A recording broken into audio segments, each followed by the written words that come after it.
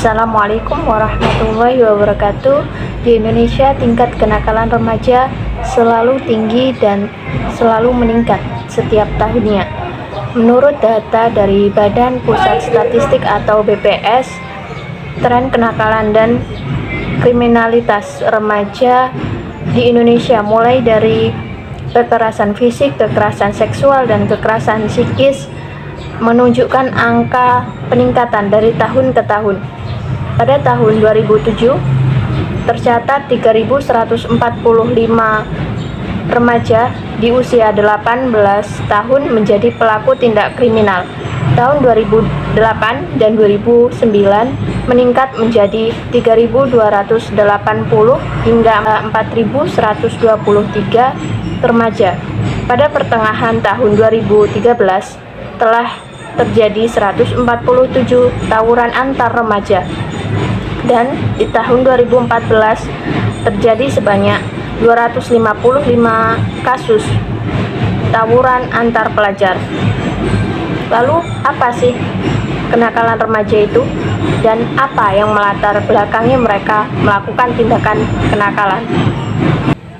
Sebelum masuk ke kenakalan remaja, saya akan menjelaskan sedikit tentang remaja. Jadi menurut King 2012, remaja merupakan perkembangan masa transisi dari anak-anak menuju dewasa. Masa ini dimulai pada usia 12 tahun dan berakhir pada usia 18 hingga 21 tahun. Selama periode ini, remaja menghadapi berbagai tantangan, tekanan, dan perubahan fisiknya, perubahan psikologisnya.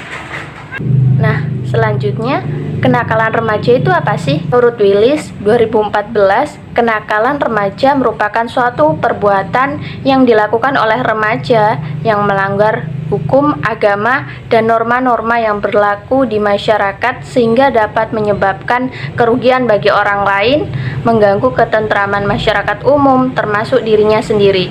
Kenakalan remaja juga dapat diartikan sebagai perbuatan anak remaja yang bersifat antisosial, yang menyebabkan keresahan di lingkungan masyarakat, sekolah, ataupun keluarga.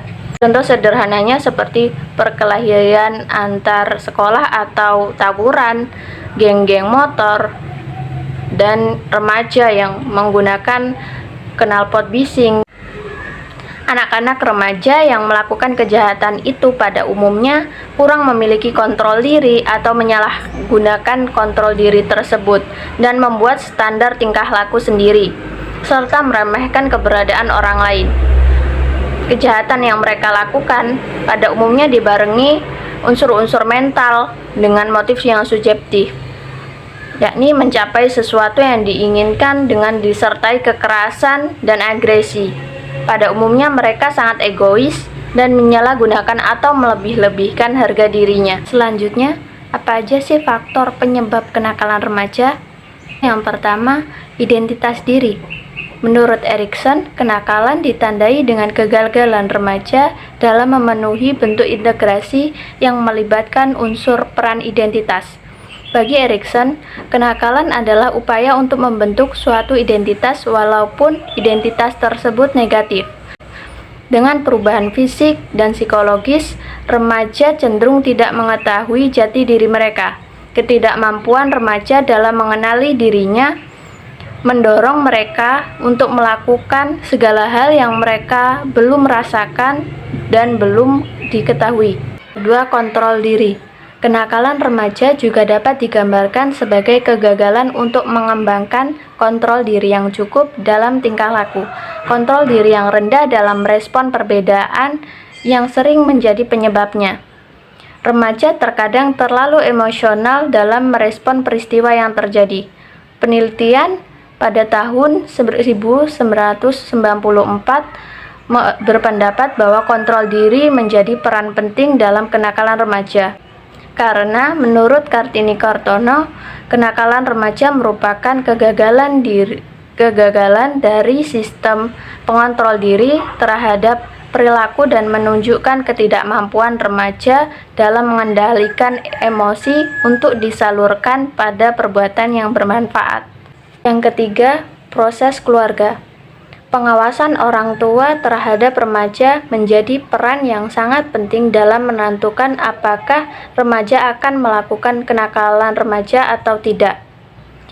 Dalam hal ini, orang tua cenderung tidak melakukan pengawasan kepada anaknya sehingga anak tersebut menjadi tidak terkontrol. Yang keempat, kelas sosial atau komunitas.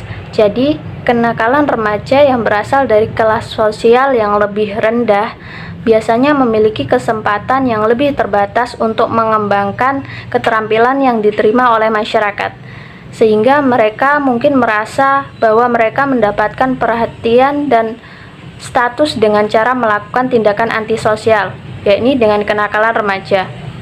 Dengan menjadi tangguh dan keren adalah contoh status yang dianggap tinggi bagi anak-anak dari kelas sosial yang lebih rendah. Dan status seperti ini sering ditentukan dari keberhasilan remaja dalam melakukan kenakalan. Yang kelima, rendahnya pemahaman keagamaan. Menurut A. Andisti dan Ritandiono berpendapat bahwa remaja yang memiliki religiositas rendah, tingkat kenakalannya cenderung tinggi dan perilaku mereka tidak sesuai dengan ajaran agama. Sebaliknya, jika semakin tinggi religiositas, maka semakin rendah tingkat kenakalan pada remaja. Karena agama mendorong pemeluknya untuk berperilaku baik dan bertanggung jawab atas perbuatannya. Dan agama juga mendorong pemeluknya untuk berlomba-lomba dalam kebaikan. Pengaruh media sosial juga dapat menjadi faktor penyebab kenakalan remaja.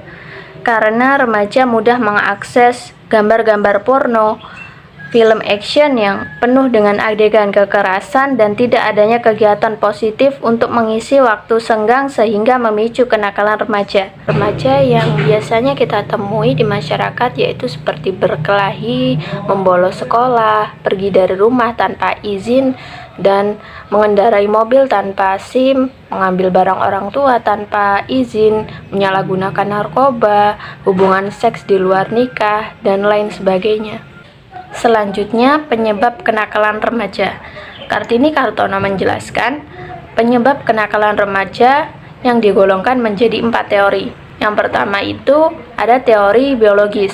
Jadi, tingkah laku sosiopatik pada anak dan remaja muncul karena faktor fisiologis atau faktor yang berhubungan dengan kondisi fisik individu dan struktur jasmania seseorang. Kejadian ini karena melalui gen pembawa sifat dalam keturunan, lalu melalui pewarisan tipe-tipe abnormal, dan melalui pewarisan kelemahan tubuhnya, sehingga menimbulkan tingkah laku sosiopatik. Yang kedua, teori psikogenesis. Teori ini menekankan sebab-sebab tingkah laku kenakalan remaja dari aspek psikologis, diantaranya intelijensi, ciri kepribadian, motivasi, sikap-sikap yang salah, rasionalisasi, internalisasi diri yang keliru, konflik batin, emosi yang kontroversial atau yang sulit dikontrol, kecenderungan psikopatologis, dan lain-lain. Kurang lebih 90% dari jumlah anak-anak yang bermasalah berasal dari keluarga berantakan atau broken home, yang menyebabkan psikologis dan proses penyesuaian diri yang terganggu dalam diri anak sehingga mereka mencari pertanggungjawaban di luar lingkungan keluarga untuk memecahkan kesulitan batinnya dalam bentuk perilaku yang salah. Yang ketiga ada teori sosiogenis.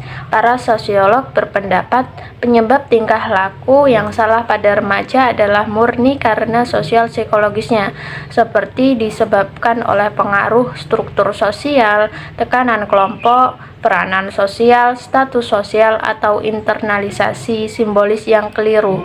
Teori ini mengungkap bahwa penyebab kenakalan remaja dipengaruhi oleh faktor lingkungan sekitarnya, yakni lingkungan yang buruk akan membentuk perilaku yang buruk juga, dan kondisi sekolah yang kurang menarik serta pergaulan yang tidak ada pengaturannya oleh nilai-nilai agama.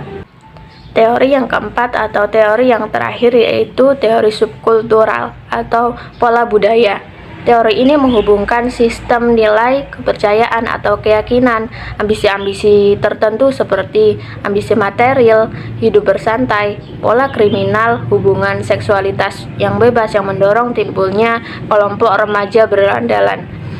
Nah, seperti di daerah perkotaan yang konsumtif dan gemar foya-foya itu akan mendorong terjadinya kelompok remaja kriminal. Kemudian teori subkultural ini menyebutkan bahwa sumber kenakalan remaja itu adalah sifat-sifat struktur sosial dengan pola budaya yang khas dari lingkungan keluarga, tetangga, dan masyarakat yang ditinggali oleh remaja nakal tersebut. Karena tindakan kenakalan remaja banyak menyebabkan kerugian material dan kesengsaraan batin baik pada pelaku maupun korbannya, masyarakat dan pemerintah dipaksa untuk melakukan tindakan preventif dan penanggulangan secara kuratif.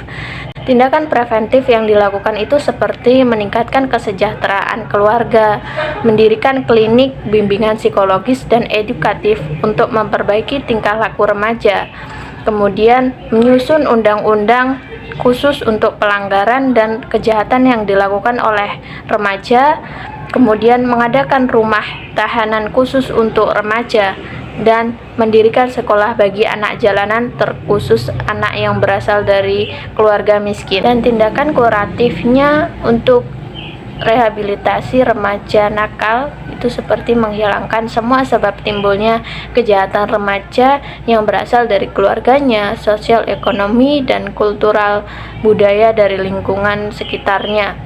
Kemudian melakukan perubahan lingkungan dengan cara mencarikan orang tua angkat dan memberikan fasilitas yang diperlukan bagi perkembangan jasmani dan rohani yang sehat bagi remaja, dan memindahkan remaja nakal ke sekolah yang lebih baik atau ke lingkungan sosial yang baik, dan memberikan latihan untuk remaja supaya hidup teratur, tertib, dan berdisiplin. Dan yang terakhir, memperbanyak lembaga latihan kerja dengan program kegiatan pembangunan. Baik, itu tadi pemaparan tentang kenakalan remaja dan penanggulangan kenakalan remaja. Saya Fairuz Solehah memohon maaf bila ada kesalahan dalam penyampaian informasi. Terima kasih sudah menonton video ini dari awal hingga akhir. Sekian, wassalamualaikum warahmatullahi wabarakatuh.